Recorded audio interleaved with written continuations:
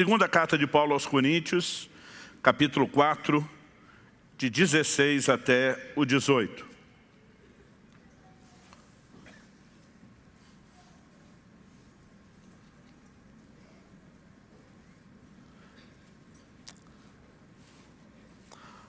A palavra de Deus diz assim: por isso não desanimamos, pelo contrário, mesmo que o nosso homem exterior se corrompa, contudo, o nosso homem interior se renova de dia em dia. Porque a nossa leve e momentânea tribulação produz para nós eterno peso de glória, acima de toda a comparação. Não atentando nós nas coisas que se veem, mas nas que se não veem. Porque as que se veem são temporais, e as que se não veem são eternas. Meu Deus, suplicamos graça e favor do alto, a liderança, a ação e aplicação do Teu Espírito. Oramos, ó Deus, que a Tua palavra estimule não apenas a razão, o intelecto, ainda que seja necessário luz e entendimento nessa área. Clamamos por mais do que isso. Clamamos por entendimento espiritual. Clamamos, ó Deus, que a Tua palavra desperte fé no coração de cada um de nós. Clamamos por uma manhã que não apenas nos instrua, mas que possa, de alguma forma, ó Deus, renovar, vivificar e despertar a medida de fé que o Senhor tem concedido a cada um. E desde já, nós queremos te agradecer tudo aquilo que o Senhor fará dentro de cada um de nós, em nome de Jesus. Amém. Amém. Bom, o apóstolo Paulo começa nesse versículo 16 fazendo uma afirmação para lá de ousada. Ele diz: por isso não desanimamos. O ser humano, ele tem uma estrutura emocional e como tal, está sujeito ao desânimo. A Bíblia fala, por exemplo, a respeito de Elias, que era homem semelhante a nós. Em outras palavras, farinha do mesmo saco. Né? Gente que oscilava nas suas emoções, porque essa é a estrutura natural do ser humano. Isso não significa, no entanto, que eu e você precisamos viver só dessa forma. Um dia um irmão me perguntou: mas pastor, é possível alguém chegar ao ponto de se tornar indesanimável? Falei: é o que Paulo está dizendo, não desanimamos. Isso não é algo automático, isso não é fruto apenas de acordar uma certa manhã sentindo que você foi contemplado pelos céus, né, com um favor especial, mas é fruto do entendimento de princípios que regem o reino de Deus. É fruto de uma disposição e de uma escolha de andar nesses princípios que você compreende. Então, o apóstolo Paulo não só diz não desanimamos, como ele diz pelo contrário. O que é o contrário de desanimar? É permanecer animado, empolgado e encorajado. Por quê? Porque Paulo não tinha problemas, porque Paulo não tinha circunstâncias difíceis ou desanimadoras, não. Porque ele aprendeu a viver acima delas. Ele diz: mesmo que o nosso homem exterior se corrompa, contudo o nosso homem interior se renova de dia em dia. E diz: do lado de fora há uma deterioração. A gente pode começar a respeito, né, de considerar o envelhecimento. Alguém diz que nós estamos morrendo aos poucos, a prestação. E diz: ainda que o homem exterior se corrompa, ou seja, que o quadro piore, e diz: o interior, contudo, se renova de dia em dia. Em outras palavras, ele está dizendo: eu não desanimo porque aprendi a não viver por aquilo que acontece do lado de fora, e sim pela realidade do lado de dentro. Então, eu quero enfatizar uma escolha. No verso 17 diz: porque nossa leve e momentânea tribulação produz para nós eterno peso de glória, acima de toda comparação. Quando ele trata a tribulação de leve, né, de momentânea, ele está dizendo que há uma glória que pesa muito mais. Ou seja, ele colocou os seus olhos numa outra direção, o que fica evidente no verso 18. Quando ele diz: não atentando nós nas coisas que se veem, mas nas que se não veem, porque as que se veem são temporais, as que se não veem são eternas. A questão que eu quero tratar como a chave de não desanimar tem a ver com onde você coloca os seus olhos. Aonde está a sua atenção? Essa palavra traduzida aqui, atentando, quando ele diz não atentando nós, do grego scopeu, ela significa não apenas olhar, mas ela tem o sentido de observar, de contemplar. É um olhar mais fixado. Uma das possíveis traduções é fixar os olhos. E foi assim que a NVI, a Nova Versão Internacional, traduziu esse texto. Assim fixamos os olhos, não naquilo que se vê, mas no que não se vê. Pois o que se vê é transitório, é passageiro, mas o que não se vê é eterno. Há uma verdade por trás da afirmação do apóstolo Paulo, e isso tem tudo a ver com a questão de fé. Aliás, nós começamos a ler no versículo 16, mas no versículo 13, um pouquinho antes, o escritor diz: tendo, porém, o mesmo espírito da fé, como está escrito, eu criei, por isso é que falei, também nós cremos, por isso também falamos. Nesse contexto de fé, eu e você precisamos aprender a natureza da operação da fé. Eu quero recapitular o que eu tenho falado aqui domingo após domingo, que a importância da fé não diz respeito apenas à conversão. É lógico que Efésios capítulo 2, verso 8 diz: pela graça sois salvos mediante a fé. Mas você não entra no reino apenas pela fé, você permanece usando fé. Você deveria crescer através da sua fé. O apóstolo Paulo diz em Romanos 1,17 que a justiça de Deus se revela no evangelho de fé em fé. Então ele cita Abacuque 2,4, como está escrito: o justo viverá da sua fé. Também já enfatizamos em ministrações anteriores, embora o propósito central da fé diga respeito a tudo aquilo que é eterno, a plenitude de salvação, e que Paulo tenha dito, se é só para essa vida que esperamos em Cristo, nós somos de todos os mais infelizes, isso não significa que não devamos esperar intervenções aqui e agora. Significa que o foco do Evangelho é maior do que só o aqui e agora, e diz respeito também e principalmente ao que é eterno. Mas quando eu e você enfrentamos adversidades, nós vamos precisar da fé. Como diz 1 de João capítulo 5, essa é a vitória que vence o mundo, a nossa fé. Sem fé é impossível agradar a Deus, diz Hebreus 11,6. De maneira que aquele que se aproxima de Deus tem que crer, não só que Ele existe, mas que Ele é galardoador, recompensador, abençoador daqueles que o buscam. Tiago 1 também diz, primeiro ele começa falando de sabedoria, mas depois você vê que o princípio se aplica a tudo. Ele diz, se algum de vós tem falta de sabedoria, peça a Deus. Ele diz, peça porém com fé, não duvidando. Ele diz, porque o que duvida é semelhante à onda do mar, que é levada e agitada pelo vento. E ele arremata, não pense tal homem que receberá do Senhor coisa alguma. Nós não recebemos absolutamente nada de Deus, a não ser por meio de fé. Mas como temos dito muitas vezes, o encorajamento à fé ele acaba se tornando meio que genérico e subjetivo. Tem que crer, ok, mas como exatamente funciona a fé? Nós já falamos em circunstâncias aqui anteriores que a fé ela tem uma confissão. Nós já ensinamos aqui a respeito da importância da fé operar primeiro do lado de dentro, para depois mudar as circunstâncias do lado de fora.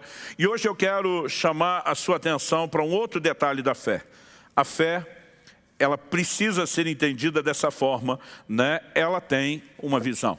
É por isso que o tema da minha mensagem hoje é olhos de fé. Hebreus capítulo 11, verso 1, diz que a fé é a convicção das coisas que não se veem. Em 2 Coríntios 5, 17, nós vimos que alguns versículos antes do texto inicial que nós lemos, Paulo fala de fé, e alguns versículos depois também. Ele diz, visto que andamos por fé e não por vista. Como a Bíblia diz que fé é a convicção do que não se vê, e que andar por fé não é andar pela vista, pela visão, muitas vezes presume-se que fé é cega. Eu, desde criança, eu ouvi as pessoas dizer que fé é dar um passo no escuro. E no início do meu ministério eu usei muito essa frase, sem ter pensado muito nela. Com o tempo eu precisei me retratar. Hoje, normalmente, eu digo que a fé não é um passo no escuro. A fé parece um passo no escuro para quem te vê dando o passo de fé. Mas quem está dando o passo de fé sabe exatamente aonde está pisando, porque a fé se firma na palavra de Deus e no compromisso que Deus tem com a sua palavra. Quem está entendendo, diga amém. Então, se por um lado nós precisamos entender que fé é convicção do que não se vê com os olhos naturais, por outro lado, eu e você precisamos entender que o fato da fé não se basear no que se vê com os olhos naturais não significa que ao desprezar essa visão, ela não tem a sua própria visão. Paulo está dizendo, não atentando nós nas coisas que se veem, porque a fé não é a convicção do que se vê, não é a convicção baseada nos sentidos, na leitura das circunstâncias. Ele diz que nós temos que atentar, pôr o nosso foco, fixar os olhos, focar nossa atenção naquilo que não se vê. Se não se vê com os olhos naturais, como é que se vê? Com os olhos da fé. A fé tem a capacidade de enxergar aquilo que os olhos naturais não enxergam. A visão da fé transcende a visão dos olhos naturais. E isso é uma chave que eu e você precisamos entender. Quando Paulo fala de escolher onde vai prestar atenção, eu e você precisamos entender que a fé é uma escolha. Aonde eu e você vamos ajustar o nosso foco, determina aonde eu e você vamos acabar chegando. E quando ele fala sobre não atentar nas coisas que se veem, ele dá um argumento muito claro. Ele diz porque elas são transitórias, são temporais, são sujeitas ao tempo. Em outras palavras, as circunstâncias mudam. Então hoje você pode estar enfrentando uma adversidade financeira e amanhã você pode estar testemunhando como deu a volta por cima, virou a mesa e entrou numa provisão de Deus. Hoje você pode estar enfrentando um quadro de enfermidade, amanhã você pode estar testemunhando a sua cura. Hoje você pode estar diante de uma batalha, né, dentro do contexto familiar, e amanhã você pode estar testemunhando uma grande intervenção de Deus na sua família, porque as circunstâncias mudam. Mas o inverso também é verdadeiro. Hoje você pode estar bem financeiramente, e amanhã é que você vai estar enfrentando a crise. Hoje você pode estar bem de saúde, e amanhã é que você vai enfrentar a luta contra a enfermidade. Porque a vida é cíclica. Paulo escreve em 1 Timóteo 6,17, diz, manda aos ricos desse mundo que não ponham a sua esperança na incerteza das riquezas. Então, tudo que é circunstancial é incerto, até as boas circunstâncias. Porque todas elas são sujeitas à mudança. Então Paulo diz, eu não vou olhar para aquilo que é transitório como se fosse permanente ou absoluto. E diz, eu vou prestar atenção nas coisas que são eternas, que são absolutas, que são imutáveis. E agora ele está falando das verdades espirituais. E eu e você precisamos escolher aonde é que nós vamos colocar os olhos. Quem está entendendo, diga amém. Há uma frase que é atribuída a Agostinho, de vez em quando a gente brinca entre alguns amigos, que quando você não sabe de quem é a frase, manda para Agostinho, que tem pelo menos 50% de probabilidade de caber nele. Mas ele teria dito, a fé consiste em acreditar no que não vemos, e como recompensa, ver aquilo que cremos. Basicamente, ao olhar para as Escrituras, eu preciso reconhecer que a fé, ela obviamente é definida, apresentada dessa forma, como a convicção do que não se vê. Mas como contraponto, nós precisamos também ensinar outro aspecto, que a fé tem a própria visão. Ela tem, né, uma visão diferenciada da visão dos sentidos. E eu gostaria que você abrisse sua Bíblia comigo, no livro de Hebreus, no capítulo 11, a chamada Galeria dos Heróis da Fé, Hebreus 11, verso 27. O texto, falando de Moisés, diz, pela fé ele abandonou o Egito, não ficando amedrontado com a cólera do rei, antes permaneceu firme como quem vê aquele que é invisível. A Bíblia diz que Moisés viu o que é invisível. Como que ele viu o que é invisível? Pela fé. É a fé que te dá a capacidade de enxergar aquilo que os olhos não veem. Quando você está num cenário onde todas as circunstâncias testemunham que tudo está caótico e tendencioso a ficar pior, a fé tem a capacidade de te fazer enxergar algo diferente. Agora, vamos lembrar, gente, que fé é diferente de otimismo. A gente não crê mere e simplesmente naquilo que quer acreditar. A fé, ela se apoia naquilo que Deus fala. E eu já falei isso aqui antes, mas vou repetir. Essa é a razão pela qual todo crente tem que estar cheio da palavra de Deus. Eu e você temos que ler, meditar na palavra de Deus continuamente, porque a fé vem por ouvir a palavra de Deus. A fé se baseia na palavra de Deus. Ela é chamada de o alimento da fé. O apóstolo Paulo diz, você será nutrido com as palavras da fé que pregamos. Por que ela alimenta a fé? Porque a fé se apoia nela. E se eu e você não temos a palavra de Deus, nós não temos coisa alguma para gerar convicção. Mas além de nos encher das Escrituras, eu quero lembrar você de algo que já ensinamos antes. Precisamos cultivar uma vida de comunhão, de intimidade, de sensibilidade para o Espírito Santo. A Bíblia diz que enquanto Pedro orava em Jope, no telhado de uma casa onde lhe preparavam uma refeição, a Bíblia diz que o Espírito Santo fala com ele. Alguns homens estão aí na porta te procurando. Vá com eles, nada duvidando. Há momentos onde a convicção, para que você escolha andar em fé e não na dúvida, vem de uma palavra pessoal, né, personalizada, que o Espírito Santo vai te dar. Abraão é chamado de o pai da fé porque creu em Deus, e não tinha Bíblia na época dele. Mas Deus diz a Abraão, sai da sua tenda, olha as estrelas do céu, conta se as pode contar, porque assim será a sua descendência. A Bíblia diz, Abraão creu em Deus, isso lhe foi imputado como justiça. Ele creu numa palavra pessoal. Então, obviamente, nenhuma palavra pessoal está acima da Bíblia ou fora do crivo de julgamento das Escrituras, mas eu e você também precisamos entender a importância, né, de receber esse nível de direcionamento. E é justamente quando eu e você temos uma palavra, que essa palavra começa a orientar ou nortear a nossa visão. Ela começa a sinalizar o que é que eu e você podemos vislumbrar. Se vamos olhar mera e simplesmente as circunstâncias e aquela realidade humana e natural, ou se vamos olhar a realidade espiritual. Se essa não se enxerga, como é que os olhos da fé podem vislumbrá-lo? Normalmente podemos fazer isso baseados naquele que nos guia. Imagina uma pessoa desprovida de visão sendo guiada por outra. Normalmente ela só se permite guiar, né, por alguém que confie. A pessoa está dizendo, pode ir por aqui, pode ir para ali. Ela está usando a visão de outro. Eu gostei que a fé é algo parecido. Nós usamos a visão de outro. Não significa que eu e você vemos. Nós vislumbramos na confiança daquele que vê e que nos sinaliza o que está vendo. E é digno de confiança. Quem está entendendo? Então, há momentos onde eu e você, diante de circunstâncias, vamos ter que fazer algumas escolhas. A Bíblia diz no livro de Romanos, no capítulo 4, que nós devemos andar nas pegadas da fé de Abraão. O versículo 12 diz isso, fala daqueles que andam nas pisadas ou pegadas da fé que teve Abraão, nosso pai. Quando chega no verso 17, a Bíblia diz que Abraão creu no Deus que vivifica os mortos e chama à existência as coisas que não existem. O verso 18 diz que Abraão, esperando contra a esperança, creu para vir a ser pai de multidões, segundo lhe fora dito, assim será a tua descendência. De novo, segundo lhe fora dito, porque a fé se apoia na palavra de Deus. Mas olha comigo os versículos 19 a 21 de Romanos 4.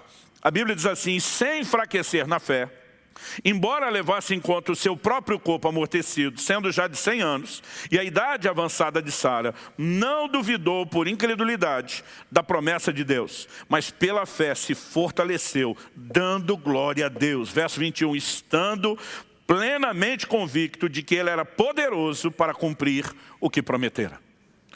Algo que eu e você precisamos entender. A Bíblia diz que Abraão considerou o seu corpo adormecido. Ele diz, já estou envelhecido. Não tenho condições humanas, fisiológicas, naturais de gerar um filho. Aliás, até antes de chegar a esse estado, sua mulher já estava na condição de esterilidade e nunca antes puderam gerar um filho. Mas nesse momento, ele precisa fazer uma escolha. Ele considera a realidade do seu corpo e diz, isso é verdadeiro. Porém, muito mais verdadeiro é a palavra que Deus está me dando. E ela tem o poder de mudar as realidades naturais. Então a Bíblia diz que ele não se deixou levar pela incredulidade, ele não enfraqueceu na fé. A Bíblia diz, pelo contrário, ele se fortaleceu, dando glória a Deus. Dando glória a Deus pelo quê? Pelo resultado final. Ele começa a colocar os olhos. Eu imagino Abraão dizendo, o Senhor prometeu que eu seria pai de nações, mesmo quando eu não tenho filho nenhum. E eu sei que a tua palavra é digna de confiança. Então eu quero te louvar pelo resultado. Eu quero te agradecer por essa paternidade. Eu quero bendizer o nome do Senhor, porque eu vou experimentar isso enquanto dava glória a Deus, vislumbrando o resultado final, o cumprimento, a materialização da promessa, usando os olhos da fé, não das circunstâncias. A Bíblia diz, sua fé foi se fortalecendo, até que o milagre finalmente se manifestou. Quando eu olho para as Escrituras, sempre o quadro que se repete quando falamos a respeito, tanto dos que conseguiram exercer fé, como dos que falharam agindo em incredulidade, o cenário é o mesmo. Diz respeito aonde você coloca os olhos. Enquanto Pedro estava olhando para Jesus na hora da tempestade, ele teve fé para andar sobre as águas. Quando ele tira os olhos de Jesus e põe os olhos na força do vento, no tamanho das ondas, ele começa a abortar o processo de fé. Nós já citamos nas mensagens anteriores aqui o exemplo de Josué e Caleb versus o resto de uma geração. O resto de uma geração que Hebreus 3,19 diz, não puderam entrar na terra prometida por causa da incredulidade. Como a Bíblia define incredulidade? Deus tinha dito, vou dar a vocês a terra. Eles olham a terra, diz, a terra é boa, é o que Deus prometeu, mas tem gigantes. Esses gigantes habitam em cidades fortificadas. As cidades fortificadas estão, né, no alto dos montes. E eles começam a permitir que as circunstâncias, aquilo que eles estão vendo com os olhos naturais, ditem o resultado final, em vez de colocar os olhos no que Deus falou.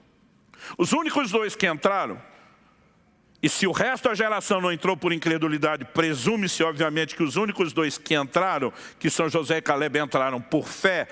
o oposto à incredulidade, eles tiveram uma atitude diferente.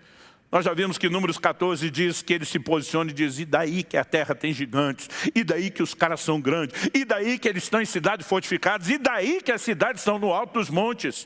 Eles começam a dizer: ausentou-se deles a sua segurança, o Senhor está conosco, nós não vamos temê-los, nós vamos devorá-los como pão. O posicionamento deles é: nós temos uma palavra de Deus. Quem está bem na fita é a gente, e não eles. Ou seja, eles estão enxergando através de uma outra lente. O que é que eles estão enxergando? Não mais as circunstâncias. A fé tem a capacidade de enxergar além das circunstâncias e ver a materialização da promessa. Então, olhos de fé, na verdade, nos permitem enxergar não mere e simplesmente o que queremos, mas nos permite vislumbrar aquilo que Deus está sinalizando.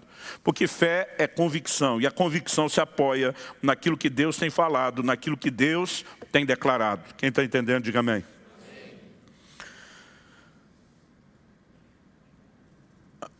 Se eu e você reconhecemos que a fé tem uma visão, nós vamos ter que escolher. Quando Paulo diz: nós não atentamos no que se vê, e sim no que não se vê, ele está dizendo, é uma escolha. E é uma escolha que leva você a não desanimar. Você olha para Josué e Caleb, quando toda uma geração desanimou, esses dois não desanimaram. Porque o que desanima é a impossibilidade retratada nas circunstâncias. Mas quando ele diz, pelo contrário, o contrário está desanimado e animado, que é o que você encontra em Josué e Caleb, de onde vem esse ânimo? De onde vem essa disposição? Não é mero otimismo, mas é gente que sabe que Deus tem um compromisso com a sua palavra, que Ele sustenta aquilo que Ele falou. Se eu e você entendemos isso, eu acredito que fica mais fácil entender como a fé opera a partir de uma compreensão. Eu e você somos tanto seres naturais, como também somos seres espirituais. Jesus disse para Nicodemos: o que é nascido da carne é carne, o que é nascido do espírito é espírito. O novo nascimento é espiritual. Mas quando eu e você nascemos de novo, isso não significa que deixamos de viver num corpo. Então agora nós lidamos com duas dimensões que são completamente diferentes.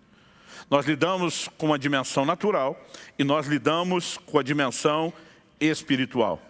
O livro de Hebreus afirma, se você puder, me acompanhe, em Hebreus capítulo 11, versículo 3.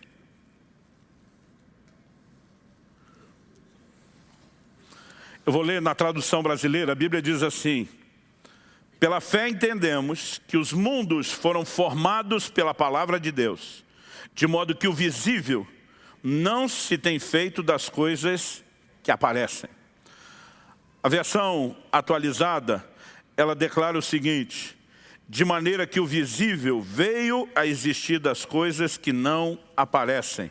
Outras traduções, dizem: de modo que aquilo que se vê, como NVI, não foi feito do que é visível. Onde eu quero chegar?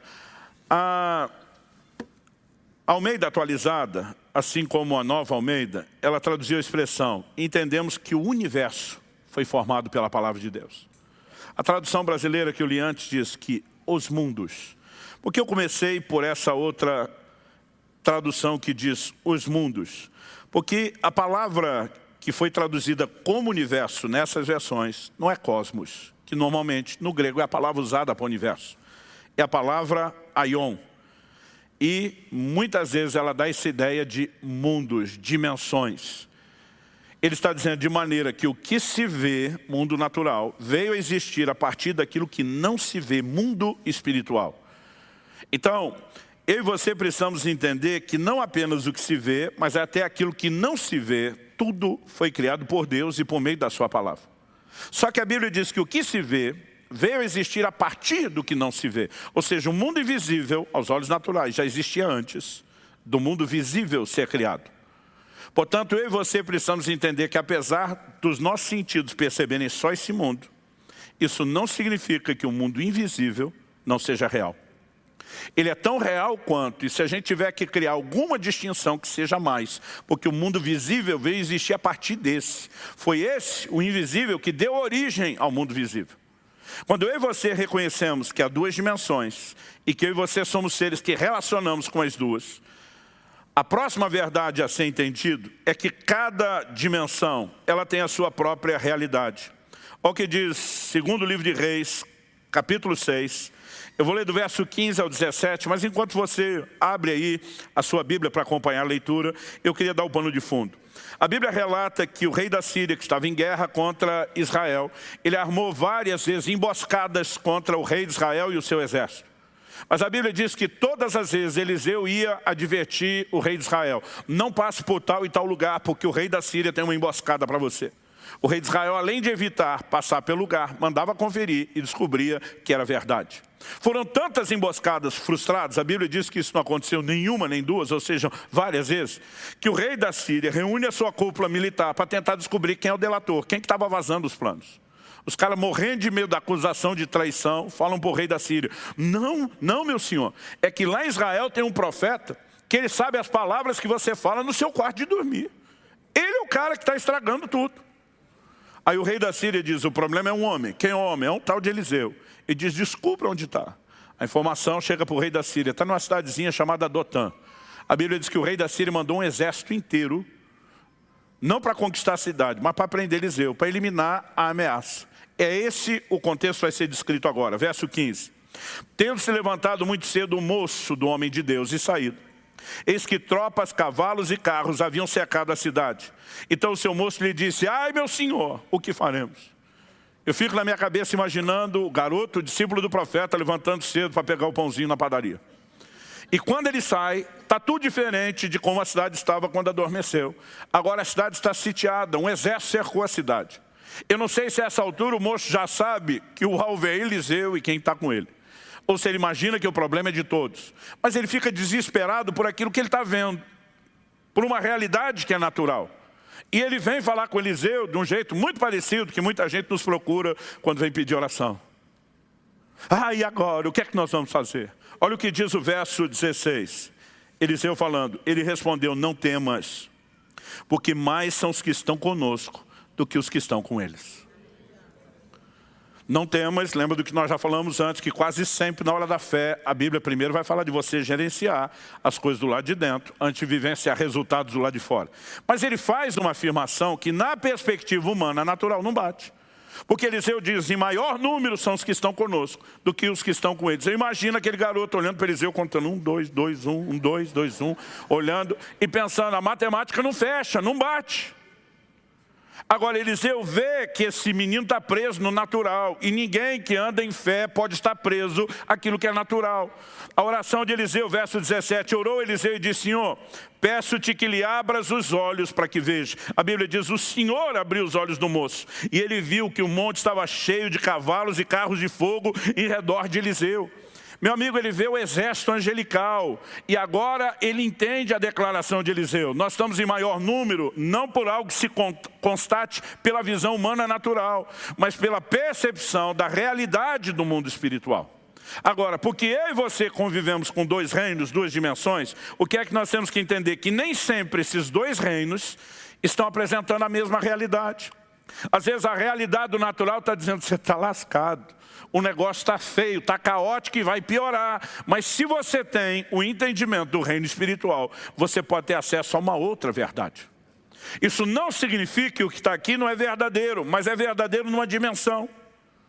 Isso que está do lado de cá no invisível também é verdadeiro em outra dimensão. Agora, qual a diferença entre essas duas verdades? Paulo diz: essas aqui são temporais, são sujeitas à mudança. Essas são eternas, são absolutas, são imutáveis. Ou seja, essa aqui nunca vai mudar do lado de cá, mas essa do lado de cá pode mudar a realidade visível. Então, isso é o que eu e você precisamos começar a entender sobre a fé. Ah, pastor, mas nem todos temos um Eliseu orando por nós para que Deus abra os nossos olhos. É verdade que nem todos temos um Eliseu, mas todos temos o mesmo Deus de Eliseu, que atende o mesmo tipo de oração para abrir o olho de quem não está enxergando. Sabe, muitas vezes não se trata de Deus fazer, se trata da gente enxergar algo que já foi disponibilizado. A Bíblia diz a respeito de Agar, Quando ela está desesperada no deserto, imaginando que ela e o filho vão morrer de sede, que ela clamou ao Senhor, a Bíblia diz, Deus abriu os olhos de Agar e ela viu uma fonte. A Bíblia não diz que Deus abriu a fonte, Deus abriu os olhos. Muitas vezes a provisão já está à minha e à sua frente, o que nós precisamos é enxergar. Porque quem atenta só naquilo que o olho natural está vendo, ele vai ser guiado por aquilo que ele está enxergando. Mas quem consegue enxergar o que o olho natural não vê, e aqui eu e você precisamos do quê? De relacionamento com a palavra, com a escritura. Cada vez que eu e você nos deparamos com a promessa, nós temos o subsídio suficiente. É Deus dizendo, use os meus olhos. É Deus dizendo, eu vou te dizer o que eu vi. Eu vou sinalizar qual é o seu futuro. Eu vou te dizer para onde a coisa vai. Eu vou te dizer o que é que eu vou fazer. E eu e você acreditamos no que ele está enxergando e começamos a usar a visão dele e visualizar a mesma coisa. Se eu e você começamos a entender esse tipo de verdade que guia a fé, que a fé, ela na verdade vai nos levar a lidar com dois reinos, duas realidades. Então nós vamos entender, deixa eu tentar ilustrar isso, usando a linguagem mais contemporânea. Vamos apelar para os filmes de ficção científica. Tenta imaginar que a fé é uma espécie de portal entre os dois mundos, mundo natural e mundo espiritual. Então eu e você estamos diante de uma realidade. Isso aqui não é mentira. Eu às vezes vejo uns pregadores de fé empolgados e dizem, essa enfermidade no seu corpo é mentira. Minha vontade de dizer mentira porque não é o seu corpo que está doendo. Está doendo de verdade, não é uma mentira. É uma realidade, mas é uma realidade transitória que pode ser mudada.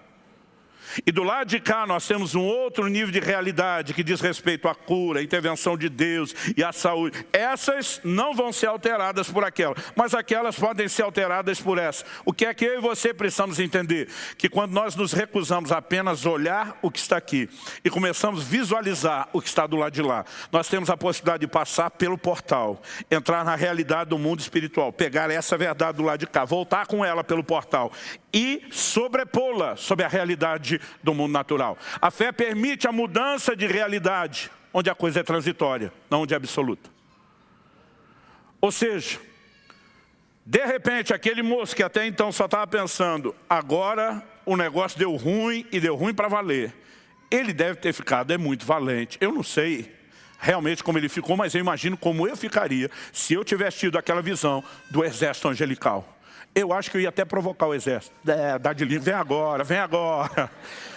Porque quando você tem uma outra informação, meu amigo, a coisa é completamente diferente. Principalmente quando se trata de informação confiável.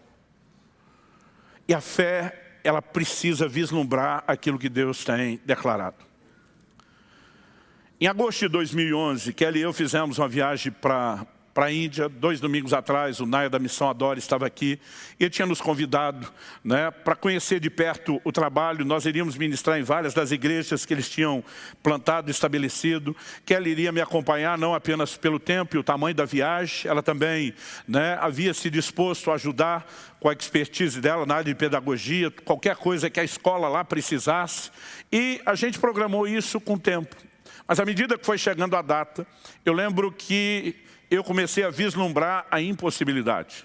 A data que selecionamos, eu não tinha pensado nisso antes, em termos de logística e estratégia, né? O mês de agosto pega o meio das férias de verão da Europa, por onde nós passaríamos para ir para lá, né, com os voos. Ou seja, alta temporada, as passagens caras. Estamos falando de 11 anos atrás. Na época, a minha passagem, a daquele junto, eram, para não dizer 8.500, era R$ 8.496. E eu lembro que a gente estava se aproximando, algo entre 2 a 1 mês antes do evento. E o Naya me liga, e aí, você vem ou não vem? Eu falei, amigo, eu não sei se eu vou. Ele disse, por que não? Eu falei, cara, as passagens estão muito caras, eu não tenho recurso, a coisa não clareou até agora, eu acho melhor a gente deixar para mais para frente. E eu lembro de uma atitude dele que me provocou. Eu não sei dizer se mexeu com meus brios, se me irritou, o que foi que aconteceu. Mas ele falou assim, meu amigo, se Deus falar para você não vir, ótimo, obedeça a Ele, está na paz. Mas se Deus não está falando para você não vir, você vai se curvar diante de uma circunstância, você que é o cara que prega a fé, que já viu tanto milagre. Ele disse, se você tiver uma palavra de Deus para não vir, não venha. Agora, se você não tiver, não seja covarde. Aí eu fui falar com Deus, com raiva dele. Fala logo que não é para eu ir, para eu esfregar na cara dele. Ou seja, eu não estava esperando o que aconteceu. Não era uma predisposição emocional. Essa altura do campeonato eu já nem queria ir, nem gostei do jeito que ele falou comigo. Mas o Espírito Santo diz, eu coloquei no seu coração fazer a viagem. Eu abri a porta. Eu não te ofereci nenhum motivo para que você não vá. Eu falei para Deus, eu não tenho dinheiro da passagem. Ele diz, planejamento financeiro você faz quando for as suas viagens de família. Quando eu te mandar aí, você me obedece. Quando ele falou isso, eu surtei, eu enlouqueci. Eu, na hora, falei, valeu. Passei a mão no telefone, liguei para a agência que tinha feito os orçamentos. Falei, emite as passagens no cartão.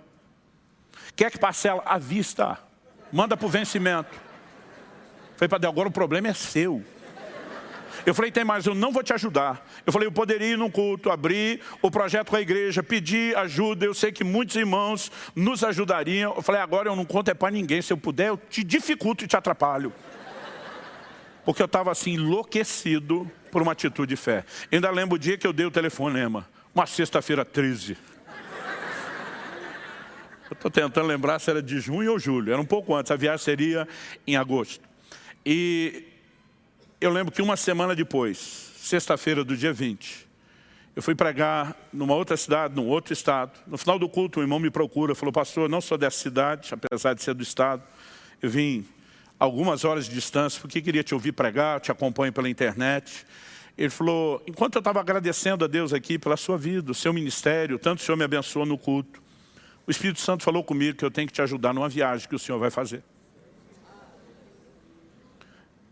Ele falou, tem alguma viagem que o senhor vai fazer que precisa de ajuda? Eu falei, não preciso de ajuda nenhuma. Deus cuida de tudo o que Ele me manda fazer. Ele falou, pastor, ok, vamos mudar a palavra ajuda. O senhor vai fazer alguma viagem que a ajuda que Deus já providenciou ainda não chegou? Eu falei, tem uma. Ele falou, o senhor pode me passar um número de conta? Eu não vim com recurso, não estava esperando isso. Falei, claro, irmão, anota aí. Passei o número de conta para ele, era sexta-noite. Preguei a sexta e o sábado, vim o sábado à noite, ministrei os cultos de domingo na igreja. Na segunda de manhã, meu hábito, antes do almoço, eu sempre caçava um tempo para organizar as finanças e acessei a conta bancária, estou checando o extrato, a movimentação, e eu levei um susto. Porque havia entrado um crédito, uma transferência de R$ 8.490. Lembra que as passagens eram 8.496. Eu comecei a rir. Kelly, preparando o almoço, falou, o que é que você está rindo? Falei, amor, sabe os 8.496 da viagem?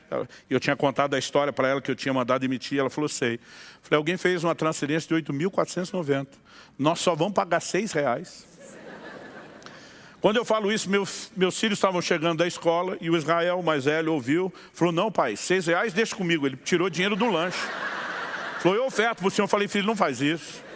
Oferta só 5 para o papai, deixa o papai pagar 1, para dizer que eu tive alguma participação nessa viagem. E a gente estava brincando com isso, né? Eu já tinha checado o código do depósito, que a agência era daquela cidade, daquela pessoa que não conhecia ninguém lá. Então imaginei que tinha sido aquela pessoa. A gente estava brincando ainda com o assunto, o telefone toca. Eu atendo, era o irmão que fez o depósito. Falou, pastor, desculpa te ligar, eu só queria saber, o senhor já checou a conta? Eu falei, já. Ele falou, bom, se o senhor já viu que o crédito entrou, só me satisfaça a minha curiosidade. Ele perguntou assim, acertei o valor? O valor das suas passagens? Eu falei, olha, na verdade você errou por pouco. Ele falou, quanto eram as passagens? Eu falei, 8.496, você mandou 8.490. Ele falou, é que Deus me disse que não chegava em 8.500. Então arredondei para 8.490. Eu falei, a próxima arredonda para 8.499. Aí tu não é, estava só brincando com ele. Ele falou, pastor, o povo da cidade onde o senhor foi vender os livros deve ter te informado que alguém deixou R$10 do troco de oferta. Eu falei, informaram. Ele disse, fui eu, minha margem de erro estava nos 10. Falou, na verdade não arredondei para 8.499, arredondei para 8.500. Preferi que o senhor ficasse com a sobra do que faltasse alguma coisa. Eu falei para meu filho, toma os 5 de volta. Sabe, quando você tem uma palavra de Deus... Então, antes de ter a palavra de Deus, eu não queria nem saber de fazer a viagem. Eu não estou querendo te dizer, querido, que toda hora que me dá na telha viajar, eu sou o cara que vai lá viver milagre. Eu orei 19 anos antes de Deus me dar a minha primeira ida a Israel. Eu dizia para Deus, me dê a viagem. Não me dê o dinheiro, me dê a viagem. Se o Senhor der o dinheiro, vai para missões. Então, dê a viagem. Mas não tinha pressa, não tinha um propósito, não tinha uma palavra. Dizer assim, em algum momento na vida, eu quero. E levou 19 anos para essa oração ser respondida. Mas quando Deus me diz, você vai nessa viagem que eu estou mandando, a conversa muda. Aí a fé, ela se apoia no quê? Numa palavra de Deus, no caráter confiável de Deus, se o que Ele falou está falado e é verdade, ponto final. Aí você para de enxergar apenas o que o mundo natural está dizendo. Você entra por esse portal, diz, então eu pego essa realidade do que o Senhor está falando e eu saio com esse recurso daqui para o lado de cá e eu vou mudar essa circunstância, transpondo, fazendo com que aquela realidade que venha de lá, ela se sobressaia, prevaleça sobre a verdade que está do lado de cá. Quem está entendendo? Então, isso também não significa que quando eu e você escolhemos agir em fé, que tudo seja instantâneo. Essa experiência, ela durou uma semana. E eu creio que ela tinha muito a ver com a natureza, o tempo da viagem e com o prazo de vencimento do meu cartão. Mas muitas vezes eu e você vamos vislumbrar outra realidade, vamos decidir crer nela e nem sempre essa transposição de uma verdade sobre a outra é tão rápido. Você vai ver gente na Bíblia, como o próprio Abraão, que é mencionado, né, agindo dessa forma, que levou anos até ver o cumprimento da promessa. Na verdade, eu acho interessante que em Josué, no capítulo 3, Deus dá uma orientação para quando eles vão atravessar o Jordão. Deus começa a anunciar a Josué o milagre que faria. E Deus diz em Josué capítulo 3, verso 8, tu, pois, ordenarás aos sacerdotes que levam a arca da aliança, dizendo, ao chegardes à borda das águas do Jordão, parareis aí. No verso 13, Deus diz, porque há de acontecer que, assim que as plantas dos pés dos sacerdotes que levam a arca do Senhor, o Senhor de toda a terra, pousem nas águas do Jordão, serão elas cortadas, a saber, as que vêm de cima se amontoarão, o resto vai embora. Deus diz, assim que botar a planta, eu fico imaginando a ansiedade dos sacerdotes que estão indo à frente. Temerosos não apenas pela sua vida, a Bíblia diz que era a época da cheia, o Jordão transbordava pelas ribanceiras, mas eles estão carregando o objeto mais importante que a nação tem, que representa a presença de Deus. Mas Deus disse, assim que botar o pé, e eles botaram o pé, e Deus, na hora que eles botaram o pé, cortou as águas. Mas sabe qual é o problema? Deus não cortou as águas na frente deles. Quando você lê o texto bíblico, a Bíblia diz que Deus cortou as águas na cidade de Adã, aproximadamente 30 quilômetros acima do lugar onde ele estava. Foi lá que as águas se amontoaram. Ou seja, Deus cumpriu o que Ele disse na hora, só que eles não viram. Eles botaram o pé. Deus disse que ia cortar, mas a água ainda está aqui correndo. Nós não vimos nenhuma divisão. Mas à medida que esperavam, a água foi baixando até que secasse. Muitas vezes, essa transição da verdade do lado de cá para se transpor para o lado de cá não será instantânea. Mas eu e você precisamos escolher onde é que vamos atentar os olhos. Onde nós vamos fixar os olhos. Onde nós vamos botar atenção. Se Deus falou que ia cortar, cortou. Isso eu não estou vendo. Não sou guiado por aquilo que vejo. Visto que andamos por fé e não por vista. Se Ele falou, está falado. Ele faz do jeito que quiser. Eu só preciso acreditar no que Ele falou. Mais do que eu acredito no testemunho da vista dos olhos.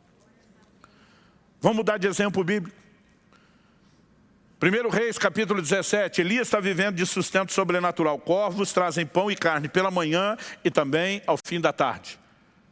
Aí Deus fala para Elias assim, levanta-te, vá a Sarepta de Sidom, porque já ordenei a uma mulher viúva que te sustente. Já ordenei para mim, na conjugação passada, Deus está dizendo, está tudo combinado, ela inclusive está sabendo. Quando o Elias chega lá, a mulher não está sabendo de nada. Porque eu já ordenei, Deus está dizendo, eu dei a voz de comando, a realidade do reino espiritual já está pronta. Mas a mulher não sabe, o problema dela está desinformada, aqui está pronta. Já ordenei que ela sustente. Tanto que quando Elias encontra e vê que a mulher, além de não saber, não tem condições de sustentá-lo, o que ele entende? Então Deus primeiro vai fazer um milagre para ela, para depois o milagre dela transbordar para mim. Porque quem aprende a se mover por esse nível de realidade e não se dobra diante daquilo que os olhos naturais enxergam, usa os olhos de fé, consegue viver o sobrenatural.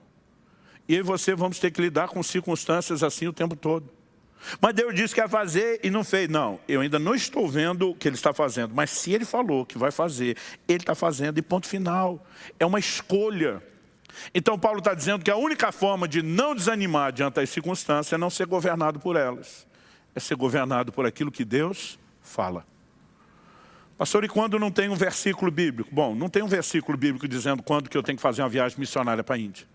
Em momentos como esse, que eu e você precisamos de uma palavra específica do Espírito Santo. E é por isso que todo crente precisa desenvolver um relacionamento que envolva a sensibilidade, a orientação do Espírito Santo. Porque se você não tem isso, se você não ouve ele, você não tem material, não tem matéria-prima para a sua fé, que é convicção no que Deus diz. Mas muitas vezes não é que Deus não quer falar, é você que não ouve. Ou tem promessas que ele já falou, está tudo na Escritura. Mas eu e você não gastamos tempo para conhecer, para acessar e para alimentar o nosso coração. Nós não vamos ter a convicção que poderíamos ter se fôssemos crentes que estão gastando tempo com a palavra de Deus. Então é lógico que tudo começa com ter um bom depósito da palavra, um relacionamento de sensibilidade a Deus. Mas, na hora que eu e você acessarmos a palavra, nós vamos ter que fazer uma escolha. Com qual realidade eu fico? Em qual delas eu vou andar? Muitas vezes, eu e você estamos deixando de viver intervenções e manifestações maiores da parte de Deus. Não é porque Deus não quer agir. Assim como a geração inteira ficou fora da terra prometida, não porque Deus não quisesse, ele prometeu, ele sinalizou, ele falou tudo o que queria, mas eles simplesmente não creram. Agora, repito, a gente não fica escolhendo, né, o tipo de coisa que vai acreditar só porque decidiu. Nós precisamos nos apoiar em algo que Deus fala. Quando ele fala, ele está dizendo, eu estou te revelando, eu estou abrindo os seus olhos, como aconteceu com o moço de Eliseu, para que você veja a outra realidade. E a partir do momento que ele mostra, aí sim dá para ter olhos de fé. Olhos de fé não imaginam as circunstâncias que a gente quer ver. Olhos de fé enxergam o que Deus já revelou que é verdadeiro. Quem está entendendo, diga amém. E obviamente nenhum de nós começa tendo as experiências mais extraordinárias. A Bíblia fala a respeito de uma fé que cresce. Paulo escreve aos Tessalonicenses, diz, a vossa fé cresce sob maneira. Jesus repreendeu a pequena fé de alguns, mas elogiou uma grande fé de outros. Então, nós estamos falando de níveis distintos de fé. A Bíblia diz que Deus repartiu uma medida de fé com cada um de nós. E eu e você temos que investir nessa fé para que ela cresça. Uma das formas é alimentar-se da palavra de Deus, que é o alimento da fé. A outra é exercitar a fé.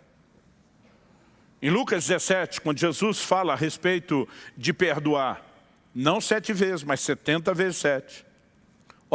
Os apóstolos dizem para o Senhor, aumenta-nos a fé, porque o perdão é um ato de fé. E eles estão dizendo, nós não temos fé para esse nível de perdão que o Senhor está pedindo que a gente pratique. Então aumenta a fé. Alguém disse uma vez, ouvi um pregador dizendo, uma das formas de ver sua fé crescer é clamar para que ela cresça. Mas não é só clamar. Quando eles pediram, aumenta-nos a fé, Jesus respondeu, se tiverdes fé, como um grão de mostarda, e disserdes a este monte, ou essa moreira, né, transplanta-te para o mar, e não duvidar no coração. Normalmente, eu olho para algumas versões, eu acho que foi a NVI que traduziu isso de forma equivocada. Ela diz, se tiverdes fé do tamanho de um grão de mostarda. A expressão do tamanho não se encontra nos originais. Jesus só falou, se tiverdes fé como grão de mostarda. Vocês vão poder dizer essa moreira, desarraiga-te, planta-te no mar e vai ser assim com vocês. Não faria sentido Jesus uma hora criticar a fé pequena de alguns, outra hora elogiar a fé grande, mas depois dizer que uma fezinha do tamanhozinho, de um grãozinho de mostarda resolve tudo. Ué, se a fezinha resolve tudo, por que criticar quem tem pouca fé? Jesus nunca falou do tamanho da fé, ele falou de fé como semente. Os discípulos estão pedindo, aumenta. Ele diz, deixa eu explicar como funciona a multiplicação. Você pega uma sementezinha que é a menor de todas e planta. E quando você plantar e usar o que tem, você vai colher mais do que tinha quando plantou. Ele está dizendo que o uso, o exercício da fé, faz com que a sua fé cresça e se desenvolva. Então eu e você precisamos exercitando a fé dia após dia. Eu me lembro a primeira vez que Deus me pediu o dinheiro da passagem que eu tinha num culto e eu tive que voltar a pé para casa. Aquilo exigiu de mim muita fé. Para a época, tudo que eu tinha. Mas à medida que o tempo passa e você vai exercitando, essa fé vai ganhando uma musculatura diferenciada. Há poucos anos atrás eu estava num grande evento de um outro ministério. E eu sabia que o organizador daquele evento levantava num dos dias uma oferta, né, para os projetos não só ministeriais, como também missionários e assistenciais que eles praticam. Eu pensei, vai ter de 6 a 7 mil pessoas lá. Eu falei, se cada um desse R$1.000, que deve ser uma oferta boa, dá uns 6 a 7 milhões, é dinheiro. Falei, vou fazer o meu melhor, né? E levei comigo um envelope com R$1.000, me preparei antes, falei para Deus, quero dar uma boa oferta. Mas quando chegou a hora da oferta, que eu fui pegar o envelope que estava guardado na minha mochila para pôr no deles, o Espírito Santo falou comigo assim, sério? Só isso. E quando ele falou sério, eu entendi sem nenhuma explicação, com tudo que eu tenho feito por você e te ensinado, é só isso que você vai fazer? Falei para Deus, eu acho que eu não sou louco para fazer mais, ainda mais se o Senhor me provoca. Já tinha escrito no envelope deles 1.000, peguei e aumentei um 0, 10.000. E quando botei o envelope 10.000, eu achei que estava arrasando, ele falou comigo de novo, sério? Eu falei, agora vamos devagar. Eu tinha doado 5.000 livros naquele evento para eles venderem e fazerem recursos. A Soma Marciano estava conosco, falei, nós vamos dar uma oferta como igreja. Falei para Deus, já dei os 5.000 livros. Ele falou, você não deu nada, quem deu foi a editora. Tem oferta da igreja, não é sua. Eu falei, ok, o Senhor está me provocando e eu vou entrar na sua loucura. Peguei, aumentei mais um 0, 100.000. Pensa na dor de barriga. Escrevi no envelope, 1.000 de adiantamento. Preciso de 10 boletos, um de 9 e 9 de 10. E falei para Deus, e eu ouso crer que o Senhor vai me dar o dinheiro que eu não tenho para dar de oferta. Deus não só me deu recurso mês a mês para pagar aqueles boletos, mas naquele ano, a partir daquele momento da oferta, foi o ano de maior provisão, da provisão mais absurda e exagerada que eu vi de Deus na minha vida. Agora eu não estou aqui dizendo que você escolhe fazer isso. Na hora que ele falou comigo daquela forma, eu já sabia que ele estava me chamando para algo que eu não posso. Ele não me chamaria para algo que eu não posso, a menos que ele tivesse em mente me dar a possibilidade para aquilo. E dessa vez, eu confesso que apesar da dor de barriga ter tentado aparecer, ela foi menor do que a primeira vez, que eu tive que andar 2 horas a pé porque dei o dinheiro do ônibus. Porque à medida que o tempo passa, sua musculatura de fé se desenvolve. Você aprende a discernir a voz de Deus. Você sabe, né, que não é brincadeira. E naquele momento você simplesmente deixa de olhar o eu não posso. E você começa a enxergar, eu posso. E quando você atenta no que não se vê, não tem o que te desanime. Porque normalmente você desanima só quando está olhando o que vê. Quem está entendendo aí, diga amém. Vamos ficar em pé para parecer que está acabando.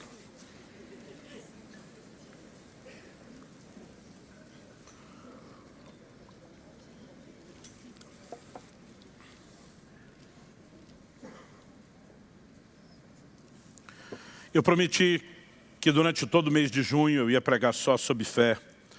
Já é o 3º e último domingo que eu falo sobre o assunto. Eu só não prometi que ia parar em junho. Então só Deus sabe se a gente não vai esticar isso um pouco mais. Mas eu sinto, por que eu compartilhei essa experiência da oferta? Naquele dia o Senhor falou ao meu coração e disse, muitas vezes você tem exercido fé apenas para a sua provisão pessoal. Deus me disse, durante todos esses anos, operando milagres de provisão na sua vida pessoal, o meu interesse não é suprir só você, é treinar a sua fé, para que você com a sua fé coopere comigo para o avanço do meu reino. O Senhor me disse, se você não consegue crer na hora de ofertar no outro ministério, por que é que você ora para que as pessoas creem para ofertar no seu? Se você não consegue crer que o reino de Deus será movido de forma sobrenatural, por essas engrenagens que não são mera e unicamente natural, como que você vai viver isso no próprio ministério? E eu comecei a perceber a partir de então que Deus não queria apenas que eu exercesse fé para que eu pudesse ter recursos. A razão pela qual Deus quer abençoar eu e você é para que a gente nunca pense só na gente. A Bíblia diz, aquele que antes roubava, antes da conversão, agora trabalhe, fazendo com as mãos o que é justo, para que tenha para si e para repartir com o necessitado. Deus quer dar mais do que eu e você precisamos para que a gente sempre possa cooperar com Ele para os interesses dEle. E à medida que a minha fé começou a se fortalecer entendendo esse chamado, eu comecei a experimentar recursos e provisão sobrenatural. E quando eu acho que já deu a cota de loucura, eu sinto que Ele vai me chamando para o próximo e para o próximo e para o próximo passo. E eu fico feliz não apenas por aquilo que eu e minha casa vivemos quando falamos de provisão, mas por tudo aquilo que nós podemos transbordar na vida de tanta gente, de tanto ministério. Mas é um exercício. Não adianta você ir um dia na academia e querer sair barombado. É um exercício. Isso vai requerer tempo, vai requerer paciência, continuidade, disciplina. Mas os músculos da fé vão começar a se fortalecer. E eu e você não apenas vamos poder viver os livramentos, as provisões, as intervenções, mas isso será parte de uma escola, para que a gente, movido por fé, coopere com Deus, para estabelecer o reino dele nessa terra. O justo vive da fé. Toda a nossa relação com Deus depende de fé, mas o ministério, o avanço da igreja, tudo também depende da nossa fé. E se eu e você somos estimulados e aprendemos a usar a fé, nós vamos fazer muita diferença. Fale com Deus aí no seu lugar. Eu não sei o que você tem passado ou tem vivido. Mas se por um lado há uma escolha que eu e você temos que fazer de onde colocar os olhos, por outro lado, há um despertamento que vem de Deus. A Bíblia chama o Espírito Santo de o Espírito da fé. Peça ao Espírito Santo que possa te guiar dia após dia, que você possa ter sensibilidade para ouvir a voz e a liderança dele. Se você ainda não tem experimentado isso, que você de fato possa ser conduzido por ele, matriculado nessa escola do Espírito, para entender a forma dele falar, nos guiar, nos dirigir. Peça a Deus que um novo interesse pela palavra, uma nova paixão possa ser despertada. Que tudo aquilo que tem distraído você possa perder o efeito ou o controle sobre a sua vida e que você possa ter um coração que se volte cada vez mais para a palavra. Ore por aquilo que Deus colocar no seu coração, mas muito mais do que orar apenas pela mudança de uma circunstância.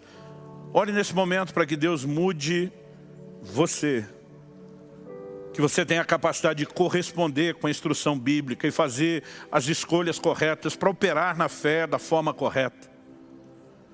Meu Deus, sua palavra foi anunciada. E sabemos que não é algo meramente natural, que apenas é recebido numa mente igualmente racional.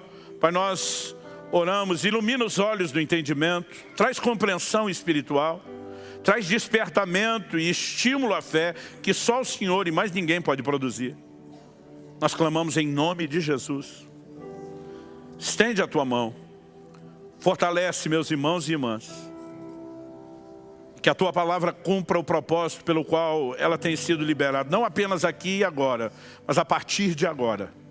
Nós oramos em nome de Jesus. Se você crê e concorda, diga amém. Se você recebe essa palavra, diga mais uma vez, eu recebo em nome de Jesus. Aleluia.